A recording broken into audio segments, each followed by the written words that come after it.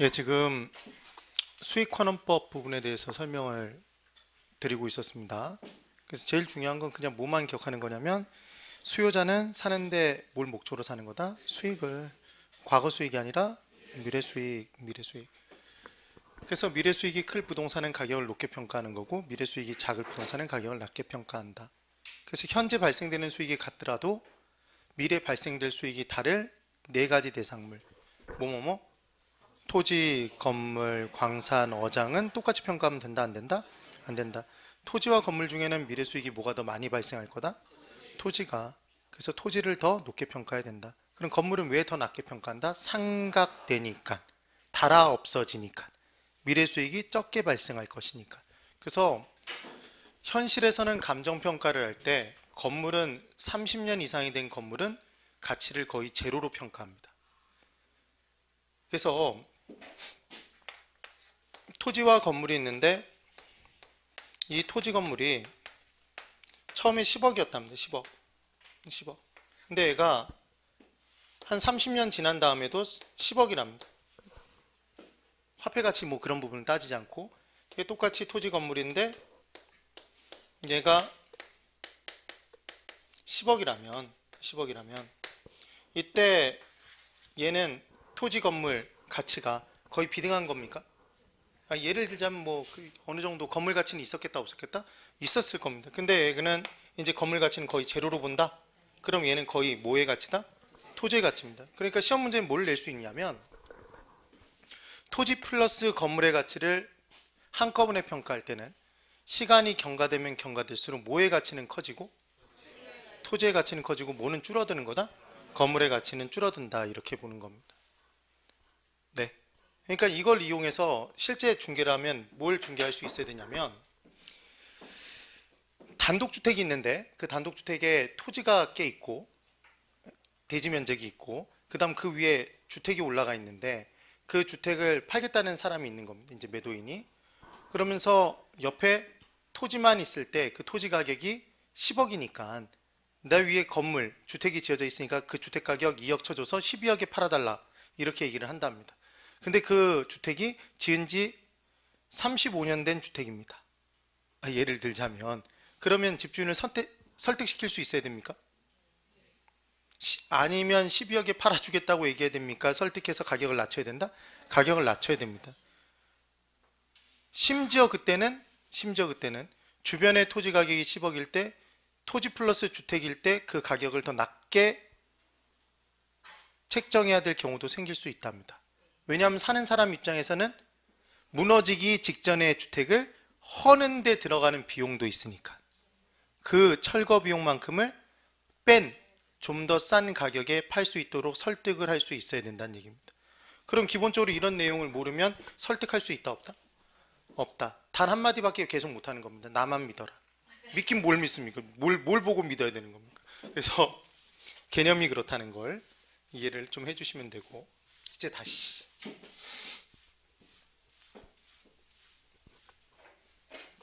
우리는 수익을 가지고 발생될 수익을 가지고 걔를 수익률로 나눠서 현재 가치로 고쳐주면 되는 겁니까? 사는 시점의 현재 가치로. 그래서 여기서 식이 나오는 게 바로 가격은 무엇분의 무엇? 수익률분의 수익. 이 식을 가지고 구한답니다. 지난주 내용. 그때 사고자 하는 건물에서 발생될 미래 수익은 수요자가 정하는 게 아닌 거네. 그러니까 수익은 정해진 것이고 수익률은 얼마의 수익률을 누리고 싶다를 정하는 거다. 사는 시점의 수익률을 얼마만큼의 수익률을 누리고 싶은지를 정하는 거다.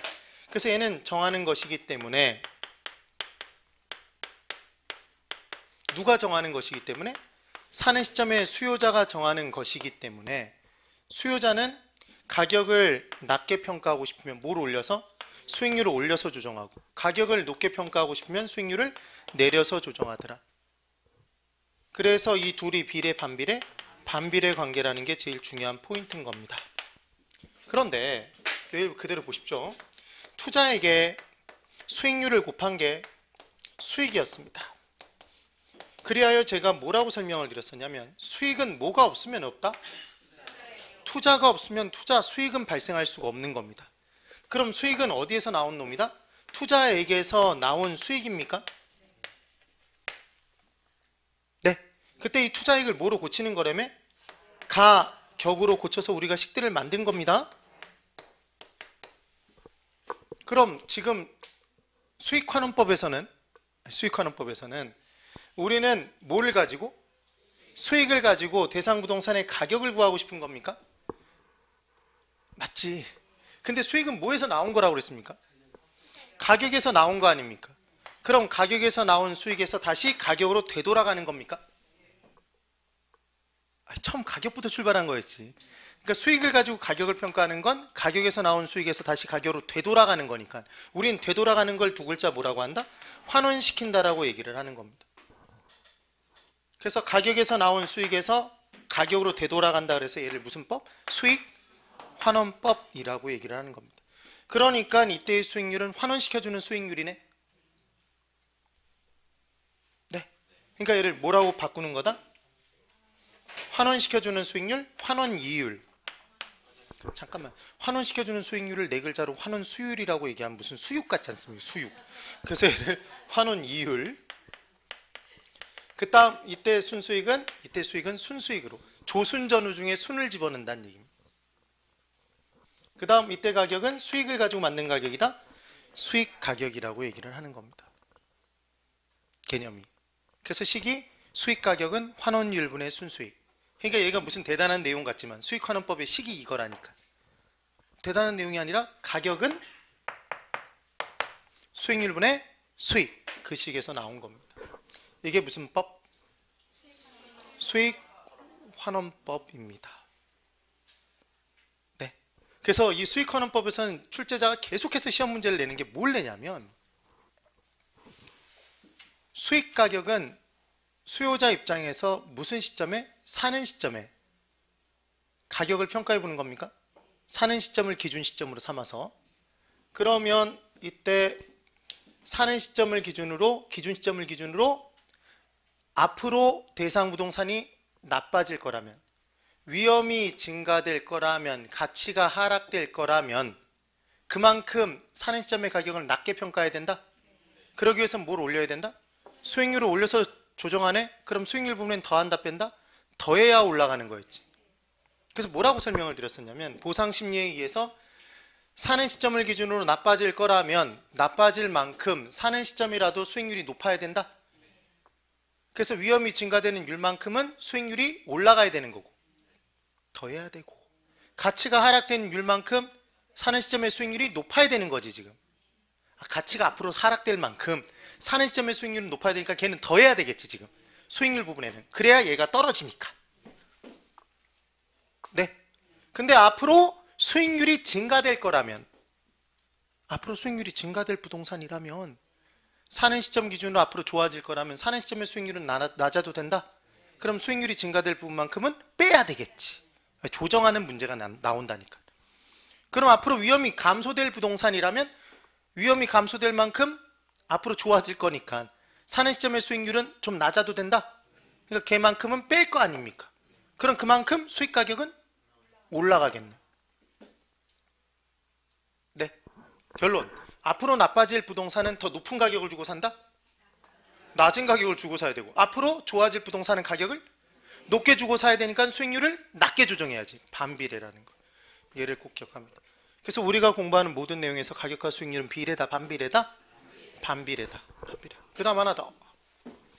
이걸 제일 어려워하는데 이게 어려운 게 아닙니다. 자, 내용 연수는 견디어내면서 쓸 수 있는 연수입니다. 네. 그러면 내용 연수는 경과된 내용 연수가 있고 남아있는 내용 연수가 있습니다. 이 둘을 합쳐서 우리는 뭐라고 하냐면 전체 내용 연수라고 얘기를 합니다. 그럼 아까 그 부분과 정말 엄청나게 구별되는 지점이 한 가지 존재하는 겁니다. 여러분, 아까 1번 복성시 평가법은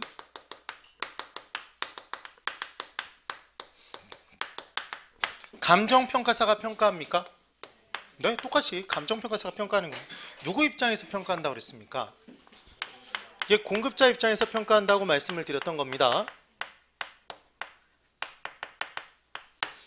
그럼 지금 복성시 평가법과 수익환원법의 근본적인 내용 연수를 바라보는 시각의 차이가 존재한다면 그 시각의 차이는 구분점은 공급자 입장에서 평가하느냐 수요자 입장에서 평가하느냐에 따라 달라질 거 아닙니까?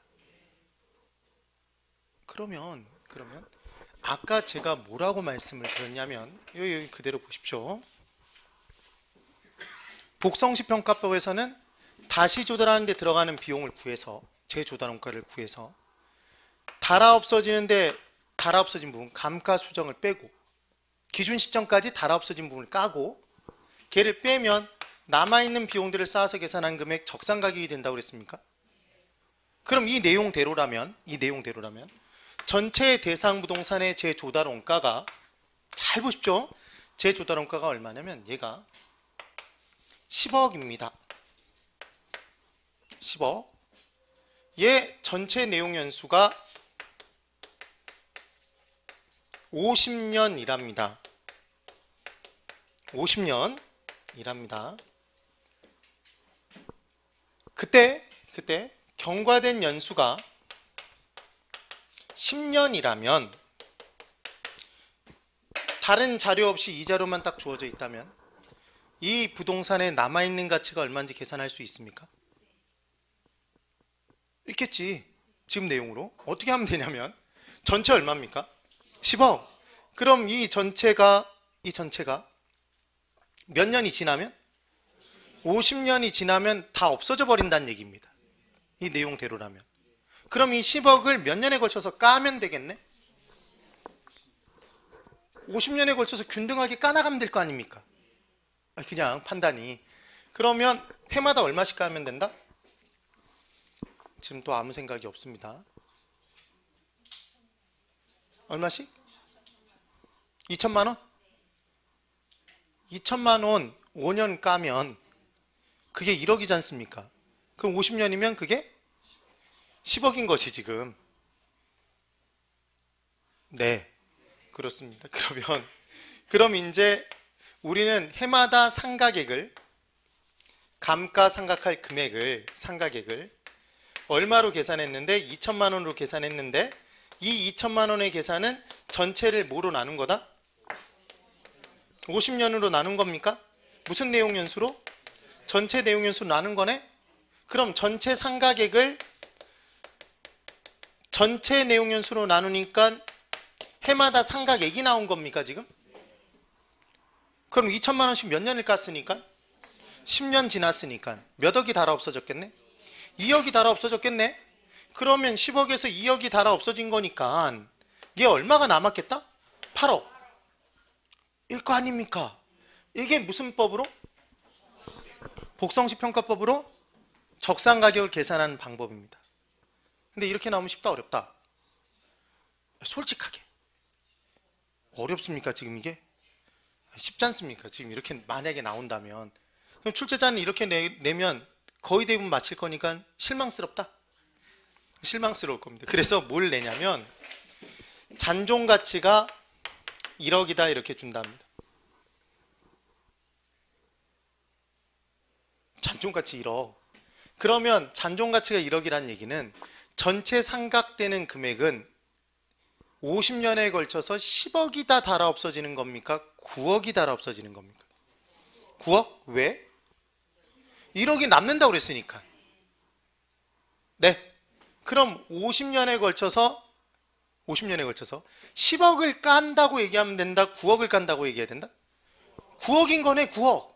전체 상가격이 지금 9억인 거 아닙니까 이제? 그럼 이 9억의 계산은 뭐에서 뭘 빼서 구한 거다?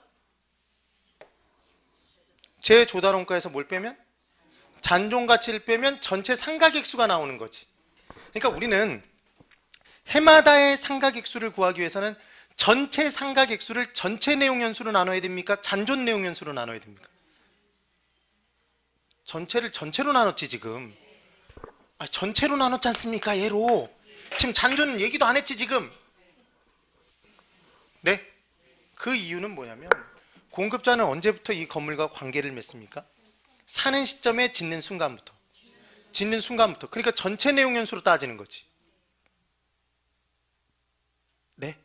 상각의 개념이 있다면 전체 기간 동안 까는 거라니까. 얘는 누구기 때문에? 공급자기 때문에. 네. 그런데 이제 보십시오. 지금 이 얘기인 겁니다. 그럼 이 계산이 달라지겠네. 지금 그 계산이 중요한 게 아니라. 그런데 이때 이 건물을 수요자가 1억 주고 삽니다. 어느 시점에? 사는 시점에 1억을 주고 산 겁니다. 이 건물을 1억 주고 샀답니다. 그럼 이 건물은 사는 시점에 얼마의 가치가 있는 거다 지금? 1억의 가치가 있는 겁니다. 그런데 전체 내용 연수가 50년입니다. 50년입니다. 경과한 연수는 40년이랍니다. 그럼 남아있는 연수 몇 년입니까? 10년입니다. 그럼 지금 수요자 입장에서는 이 건물의 내용 연수는 40년인 겁니까? 10년인 겁니까? 50년인 겁니까? 10년? 수요자에겐 전체가 필요가 없는 거네? 왜 전체가 의미가 없다? 어느 시점부터 이 건물과 관계를 맺는다? 사는 시점부터. 그러니까 얘는 안 따지는 거지. 얘도 안 따지겠네. 경과는 과거니까 안 따지겠네 지금 그 얘기인 겁니다. 그럼 수요자는 이 건물을 몇 년에 걸쳐서 까나간다? 10년에 걸쳐서 까야지. 그럼 10년에 걸쳐서 사는 시점 처음 출발 100%를 까나간다면 몇 년에 걸쳐서 까면? 10년에 걸쳐서 까면 상각률은 상각액이 아니라 상각률 비율은 몇 프로입니까? 100%를 10년에 걸쳐서 깔려면 해마다 몇 프로씩 까야 된다? 10%. 그럼 이 10%는 어떻게 사는 겁니까? 100%를 뭐로 나눴네? 잔존 내용 연수로 나눈 거지. 전체 내용 연수로 나눴다 잔존 내용 연수? 잔존 내용 연수. 그래서 이 부분의 시험 문제에서 수익환원법의 상각률은 전체 내용 연수로 1을 나눠서 구한다. 100%를 나눠서 구한다 그러면 X지. 무슨 내용 연수? 잔존 내용 연수분의 1. 1이 100%니까. 네. 그러니까 이 차이가 왜 발생하는지를 이해를 하면 이게 이해가 되겠지만 그렇지 않으면 항상 하는 질문이 뭐냐면 언제는 전체로 나누고 언제는 잔존으로 나누나요? 이 질문을 제일 많이 하게 돼 있답니다. 물론 그 질문을 한다는 얘기는 공부를 잘하는 사람일 때. 공부를 못하는 사람은 여기까지 할 생각을 안 합니다. 아무 생각이 없습니다. 아무 생각이. 네. 이해가 되셨습니까? 이 개념을 이해를 꼭 해놔야 돼요. 그래서 1번, 2번 지금 무슨 방법까지? 수익환원법.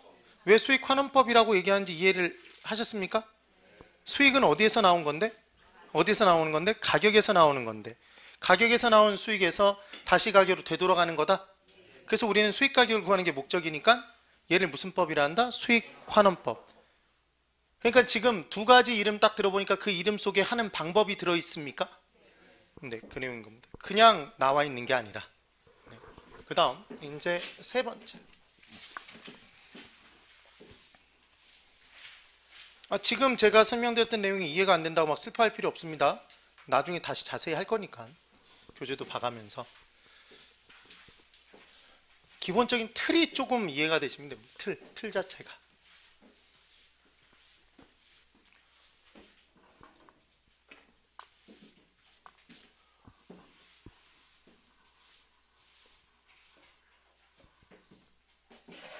자, 이제 세 번째로 들어가 보자. 세 번째로. 거래 사례 비교법이라는 게 있더라는 겁니다. 사례 비교법.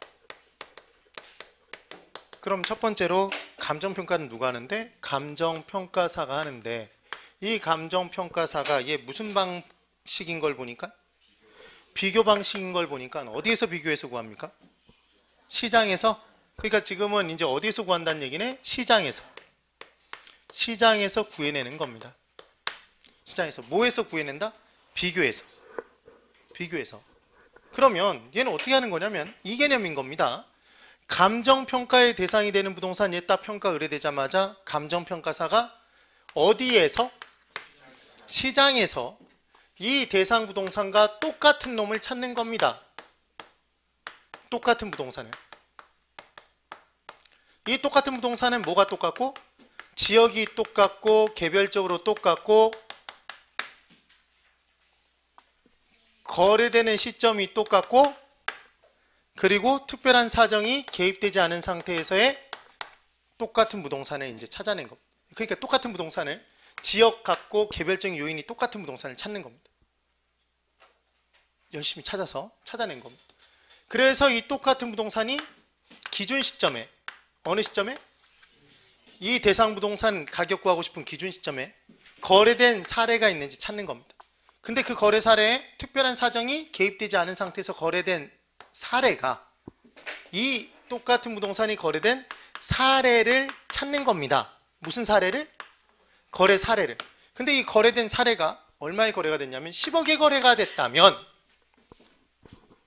대상 부동산 너랑 똑같은 부동산이 지역이 똑같고 개별적으로 요인이 물리적 요인이 똑같은 부동산이 기준 시점에 똑같이 거래돼서 아무런 특별한 사정 없이 10억이라면 10억이 거래가 됐다면 너 기준 시점에 거래돼도 너도 얼마? 10억.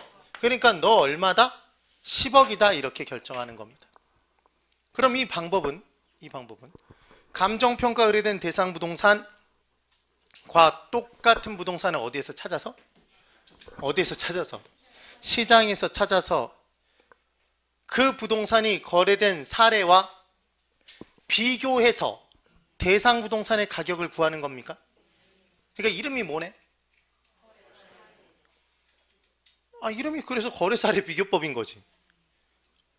어려운 게 아닌 겁니다. 이해가 되십니까? 그래서 이제 중요한 건 감정평가의 대상이 되는 부동산 얘가 딱 평가 의뢰가 되면 칠판 그대로 잘 보십시오. 얘 평가 의뢰가 딱 되는 겁니다. 근데 이 대상 부동산이 어떤 특성들을 가지고 있냐면 얘가 5층짜리 상가 건물이랍니다. 상가 건물. 얘가 어디에 있는 건물이냐면 화곡동에 있는 건물이랍니다. 화곡동에 있는 건물. 여러분 페이지에 지금 32페이지에 적혀 있습니까? 제일 위에 네임박스 밑에 동그라미 3번 거래사례 비교법에 5층 상가 건물 화곡동. 네. 그 다음 얘는 중대를 갖추고 있네. 중앙 냉난방 장치. 시험에 안 나옵니다. 대리석. 그 다음 L 엘리베이터가 달려있는 건물입니다. 그 다음 한 층당 면적이 1000제곱미터인 건물이랍니다. 이 건물. 그럼 제가 이 건물의 물리적인 특성들을 지금 설명을 드려본 겁니다. 얘를 감정평가 의뢰를 한 겁니다. 얘 감정평가 의뢰를 했습니다. 그러면 감정평가 의뢰된 건 언제 의뢰가 됐겠습니까? 2015년 감정평가 의뢰가 됐겠죠. 그럼 2015년도에 가격을 구해야 되는 겁니다. 그럼 이제 평가 의뢰인이 감정평가사에게 얘가 만약에 A의 건물이라면 A가 감정평가사에게 평가 의뢰를 했더니 감정평가사가 거래사례 비교법으로 평가를 하겠다고 얘기를 하면 시장에서 감정평가사는 제일 먼저 뭘 해야 되네? 얘 거래된 사례를 찾을 수는 없는 거 아닙니까? 대상부동산에. 그러니까 이 대상부동산과 똑같은 놈을 찾아야 된다? 근데 신받답니다. 이 옆에 바로 똑같은 부동산이 있더라는 겁니다. 쌍둥이 빌딩. 똑같은 사람이 지은. 그래서 중대L 똑같이 있고 얘 1000제곱미터랍니다. 그럼 바로 옆에 있다는 얘기는 뭐가 같고? 지역이 같고 중대L 다 갖추고 있고 1000제곱미터 5층짜리 상가 건물이라는 얘기는 개별적 요인이 똑같네? 물리적으로도 똑같은 거 아닙니까? 똑같은 건물을 찾았는데 구하고 싶은 게 2015년 12월 17일의 가격을 구하고 싶은데 신받답니다. 얘가 2015년 12월 17일에 거래된 사례가 있더라는 겁니다. 근데 그 거래에 깍두기 아저씨가 와서 네 건물 10억이지만 나한테 5억 받고 팔어. 이런 사정이 개입되지 않았고 급해서 급하게 매매해서 더 싼 가격에 팔지 않고 정상적으로 거래된 사례가 이 가격이 10억에 거래가 된 겁니다. 예를 들어서 10억에. 그러면 감정평가사는 감정평가 의뢰된 대상 부동산과 지역이 똑같고 개별적인 똑같은 부동산을 찾았는데 걔가 기준 시점과 똑같은 시점에 거래가 됐는데 특별한 사정 없이 10억에 거래됐다면 대상 부동산도 얼마라고? 10억이라고 얘기할 수 있는 거다. 그럼 지금은 얘는 대상 부동산인 겁니까? 사례 부동산인 거다? 사례 부동산. 사례 부동산? 그럼 사례 부동산 뭘 줄임말입니까? 대상 부동산과 똑같은 놈, 비슷한 놈이 거래된 사례, 그 사례 부동산이다. 이해가 된 겁니다. 그럼 지금은 사례 부동산 가격을 바로 대상 부동산 가격이라고 얘기할 수 있습니까? 없습니까? 지금은? 얘는 대상 부동산 가격이라고 얘기할 수 있겠네? 다 같으니까 다 다르니까. 다 같고 사정 개입되지 않고 시점도 같으니까. 지금 그 얘기 아닙니까? 그런데 칠판 보십시오. 만약 거래사례 비교법이 시장에서 대상 부동산과 이렇게 똑같은 놈을 찾아서 평가하는 거라면 이 똑같은 놈을 찾는 건 쉽겠다 어렵겠다? 이렇게 똑같은 놈이 기준 시점에 거래된 사례를 찾는 건 정말 어려운 일일 거 아닙니까? 그럼 우리는 비교하기 위해서는 생판 다른 놈을 찾아놓고 비교해야 된다. 비슷한 놈을 찾아놓고 비교를 해야 되겠네. 그런데 이제 찾아봤더니 얘가 만약에 사례 부동산을 화곡동에서 찾으려고 봤더니 죽어도 못 찾겠더라는 겁니다.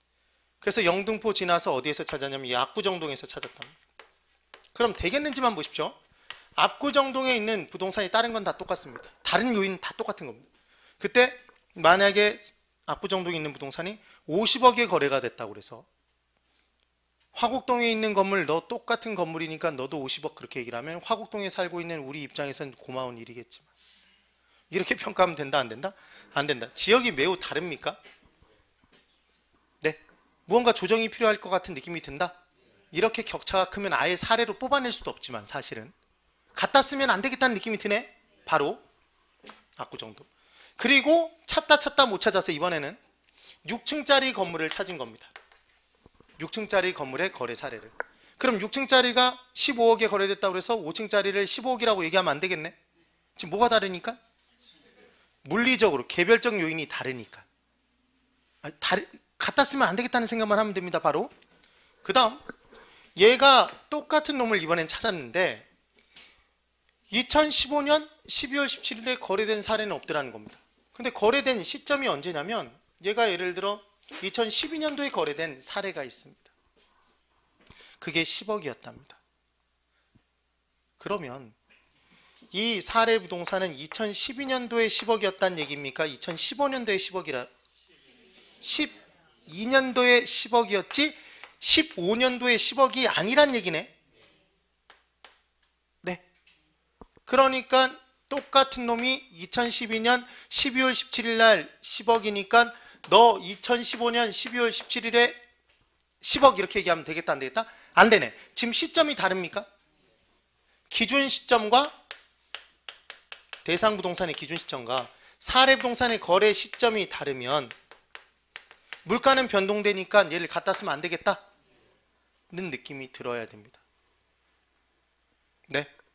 그럼 시점을 조정해서 어느 시점의 가격으로 고쳐줘야 되겠네? 거래 시점의 가격으로 고칩니까? 기준 시점의 가격으로 고칩니까? 우리 아까 대왕 시점이 하나 있다고 그랬는데 기준 시점의 가격으로 고쳐줘야 되겠네. 그러니까 시점 수정은 거래 시점의 가격을 기준 시점의 가격으로 고치는 거다. 기준 시점의 가격을 거래 시점의 가격으로 고치는 거다. 거래 시점의 가격을 기준 시점의 가격으로 고치는 겁니다. 되셔야 됩니다. 이번에는 다 똑같은데 급하게 거래가 돼서 10억에 거래가 됐답니다. 그럼 얘는 정상적인 가격보다 높게 낮게 거래됐을 텐데 걔가 10억이니까 너도 10억 이렇게 얘기하면 안 되겠네. 뭐가 개입됐으니까? 사정이 개입됐으니까. 그래서 우리는 사례 부동산 가격을 뽑아냈을 때 이 사례 부동산 가격에 특별한 사정이 개입돼 있다면 사정이 없는 상태로 보완하고 수정하고 시점이 다르면 시점을 갖도록 수정해주고 지역이 다르면 지역 요인을 비교해주고 어느 지역이 더 우세한지 열세한지를 개별적인 요인이 다르면 개별 요인 또 비교해줘야 됩니다. 그럼 칠판을 보십시오. 사례 부동산 가격은 금액입니까? 금액이지 않습니까? 돈. 그럼 얘가 사정 보정이 좋다, 나쁘다, 크다, 작다 이렇게 돼 있으면 곱하면 금액이 나옵니까? 안 나오겠지. 그럼 얘는 당연히 수치겠네. 예? 수치겠지. 그럼 이 수치를 계산할 때 지금 비교치 아닙니까? 얘는. 그러니까 중요한 건 거래 사례 비교법이라고 이름이 나온 거 보니까 비교하겠네. 그럼 부동산이 두 개여야 될 거 아닙니까? 무슨 부동산과? 대상 부동산과 사례 부동산. 우리는 근데 무슨 부동산의 가격을 알고 싶은 거네? 대상 부동산. 알고 싶은 건 어디로 올라가서 비교한다? 분자. 처음 출발은 100%부터 한다? 90%부터 한다? 100%. 그러면 우리는 이 비교치들 구하는 문제가 시험에 정말 잘 나오는데 정말 쉽습니다. 얘는 4분의 대로 구하는 겁니다. 대분의 4가 아니라. 우리가 알고 싶은 게 뭐니까? 대상 부동산의 가격이니까. 그래서 처음 출발을 100% 잡아놓고 출발하는 겁니다. 100%. 그러면 우세하고 월등하면 더하고 열등하고 열세하면 뺀다 이렇게 얘기를 하는데 그냥 한번 들어보십시오. 100%에서 10%만큼 열세합니다. 10%가 열세하답니다. 그럼 얼마가 되는 겁니까? 90%? 20% 우세하면 120%가 되는 거네? 그럼 대상 부동산이 20%가 우세하다 그러면 대상 부동산의 수치는 얼마로 조정하면 되겠네? 120%. 그럼 사례 부동산 내용은 없으니까 100%겠네? 그럴 거 아닙니까? 그럼 이제 비교를 할 때 잘 보십시오. 굉장히 쉬운 겁니다. 얘들을 그냥 쫙 한번 해보자 이겁니다. 대상 부동산이 사례 부동산보다 개별적으로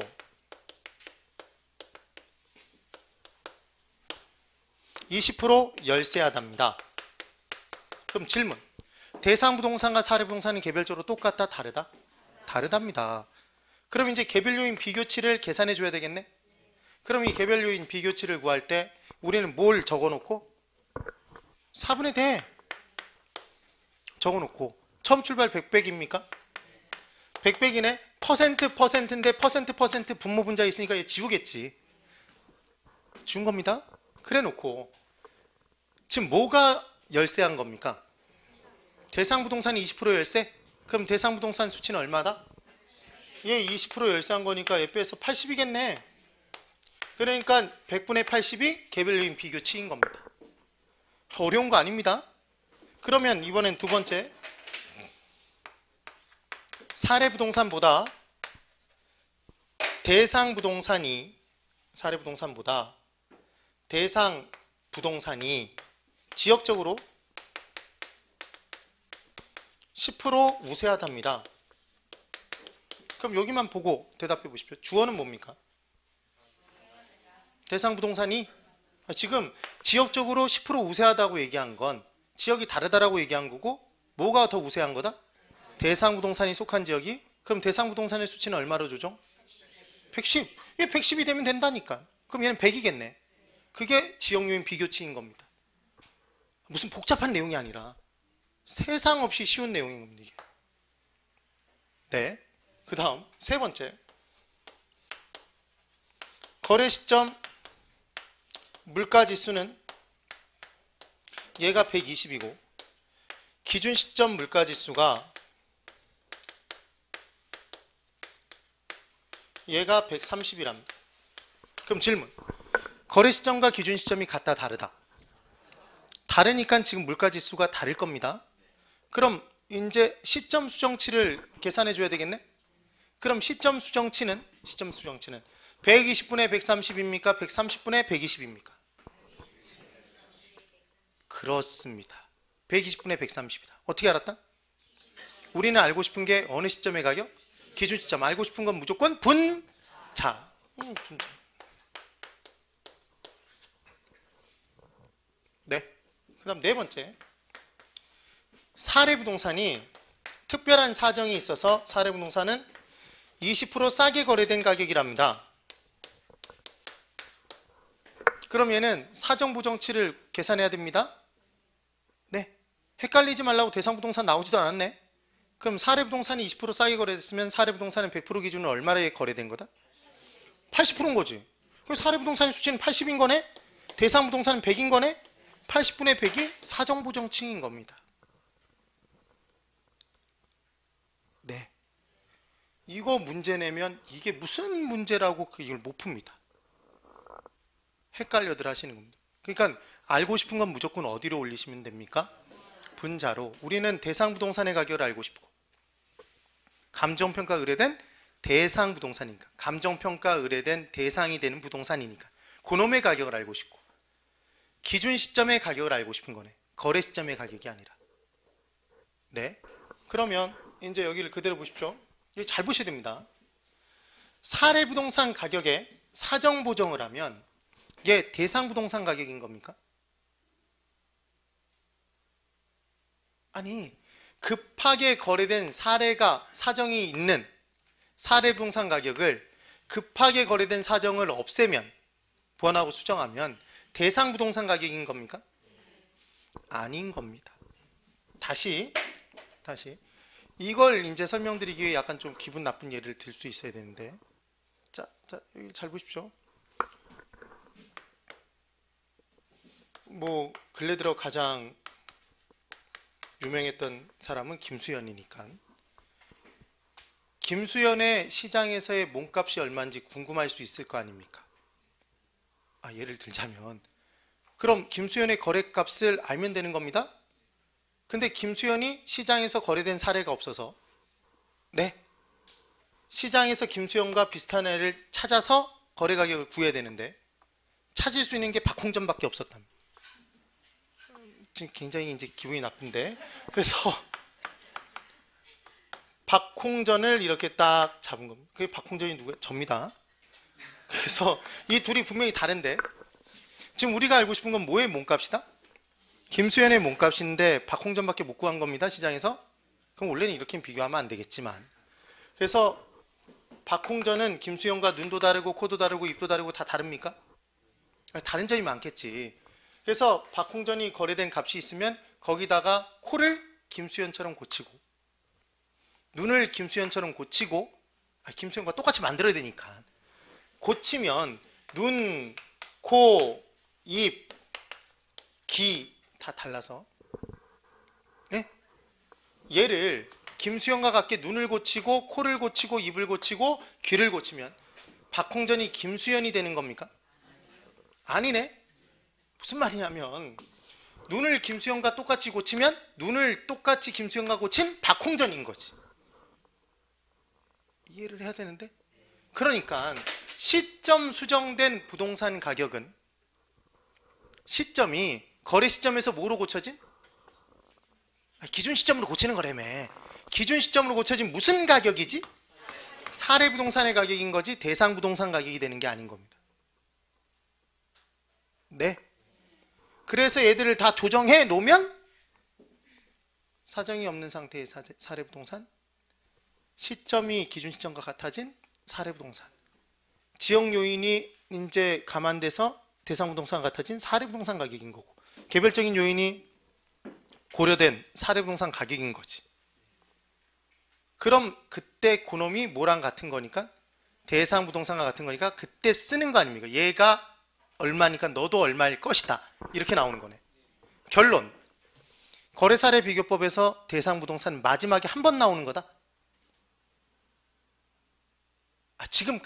지금 시장에서 구한 것도 뭔 거고, 감정평가사가 시장에서 구해낸 게 대상 부동산이 거래된 사례를 찾는 게 아니지.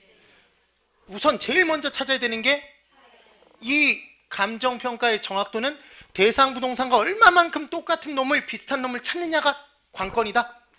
똑같은 걸 찾았으면 그 정확도는 매우 높아질 것이고, 근데 똑같은 걸 찾는 건 어려우니까 적어도 비슷한 걸 찾아야 되겠네. 그러면 거래사례 비교법에서 사례 부동산의 채택 조건은 아무거나 찾으면 된다. 채택 조건이 있겠다. 채택 조건이 있을 겁니다. 개별 요인의 비교 가능성이 있을 것.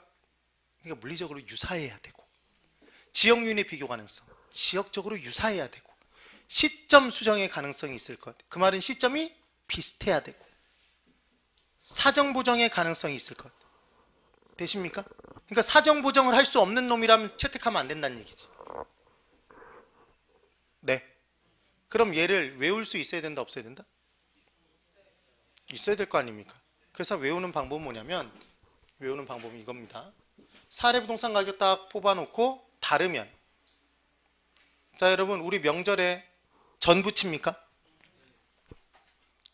우린 사 먹는다 그런 얘기 하면 안 됩니다. 그래서 전을 부치면 서로 다른 전들이 많이 남으면 나중에 처리하는 방법이 뭡니까? 찌개 끓이지. 찌개 끓여 먹지 않습니까? 부대찌개, 사시찌개? 사시찌개를 끓이면 된다 이렇게 기억을 하십시오. 그 다음 배가 고프면 면발도 넣어 먹는다. 그러니까 면적이 다르면 면적 비교치도 들어가야 되겠네. 네. 그래서 같으면 사례 부동산 가격을 대상 부동산 가격으로 그냥 쓰면 되지만 다르면 무슨 찌개? 사시찌개, 사. 그랬더니 또 사 이렇게 대답하시면 제가 사정보정 이렇게 대답을 해야 됩니다. 저를 공부시키지 마십시오. 그럼 다시 있죠. 시점 수정. 시점은 이래도 됩니다. 어차피 객관식 문제를 푸는 거니까 우리는. 찌는 지역요인 비교, 개는 개별요인 비교, 면은 면적 비교. 그럼 시험 문제에서 만약에 대상 부동산의 면적은 1500, 얘는 1200제곱미터랍니다. 사례 부동산의 면적이. 그러면 면적이 같습니까? 다릅니까? 다릅니다. 그럼 면적 비교치가 들어가야 되겠네? 1500분의 1200입니까? 1200분의 1500입니까? 안 헷갈려야 된다니까. 이걸 안 헷갈리면 여러분 제대로 공부하신 겁니다. 알고 싶은 게 무조건 어디로 들어간다? 분자로. 그럼 얘는 1500이 분자겠네. 1200이 분모고. 그래주면 끝나는 겁니다. 정말 쉽지 않습니까? 그래서 시험 문제가 뭘 내놓고 출제자가 다 걸려들겠지 생각하고 문제를 냈고 정말 거의 대부분이 틀렸던 문제가 뭐였냐면 거래사례 비교법에서 시점 수정된 시점 수정된 가격은 기준 시점의 대상 부동산 가격이 된다. 이렇게 문제가 나온 겁니다. 오다 X다? X. 뭐다? 기준 시점으로 고쳐진 사례 부동산 가격인 거지. 기억이 안 나면 뭘 기억해야 된다? 박홍전을 기억해야 된다. 박홍전이 김수현과 똑같이 눈을 고쳤다고 해서 김수현이 되는 건 아니다. 눈이 김수현과 똑같아진 박홍전인 거지. 그러니까 지금 계속 뭐 가지고 하고 있는 거다? 사례 부동산 가격. 그러니까 얘가 고쳤다고 해서 대상 부동산 가격으로 바뀌어지는 게 아니라 사례 부동산 가격을 어찌어찌 고쳐서 얘가 그거니까 너가 나중에 너도 얼마? 이렇게 얘기하고 끝나는 것이라는 얘기입니다. 그래서 얘가 무슨 비교법? 거래 사례 비교법. 그럼 거래 사례 비교법에 사례 부동산의 조건은 몇 가지가 있다? 4가지가 있겠지. 사, 시, 지, 개. 네. 근데 얘는 특별한 사정이 없는 것이면 좋겠지만 특별한 사정이 있는 놈도 사용할 수 있는 겁니다.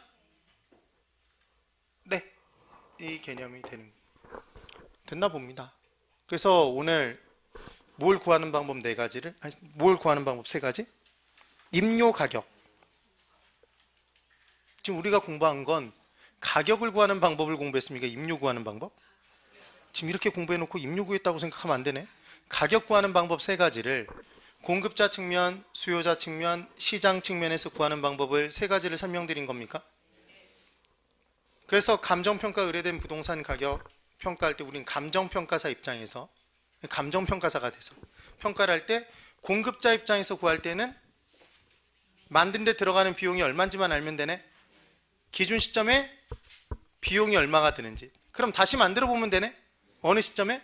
기준 시점에 다시 만들어 봐야 되겠지. 기준 시점에 단위당 원가 등의 수량을 곱해서 구해내야 됩니다. 그러니까 실제 만든 시점에 이미 조달 원가가 주어져 있어도 걔를 바로 갖다 쓰면 안 된다. 근데 물가 변동률이 주어져 있으면 쓸 수도 있겠네. 무슨 기준이라면? 기억 안 나면 도레미파솔라시도의 기준은 도건설 기준이라면 뭘 더해서 구한다? 수급인의 이윤을 더해서 구한다. 맞습니까? 그래서 기준 시점에 다시 조달하는 데 들어가는 비용을 구하고 기준 시점까지 달아 없어진 부분을 까면 나머지 비용들을 쌓아서 계산한 가격 무슨 가격? 쌓아서 계산한 가격, 적산 가격이 나온다. 그게 다시 만드는 방식이 위한 평가법? 다시 복자, 만들성자, 복성식 평가법 또는 원가를 계산에 따라서 원가법. 그게 되더라. 이번엔 감정평가사가 평가 의뢰된 대상 부동산을 수요자 입장에서 평가할 때는 수요자는 뭐만 따지니까 비용을 시장에서의 거래 가격을 수익만. 그래서 다 무시하고 미래 수익이 얼마일지만 추계하면 되겠네. 그래서 그 미래 수익을 뭐로 나눠주면? 환원이율로, 수익률로 나눠주면 그게 수익 가격이다. 그래서 미래 수익이 클 부동산은 가격을 높게 평가하고 미래 수익이 작을 부동산은 가격을 낮게 평가하면 된다.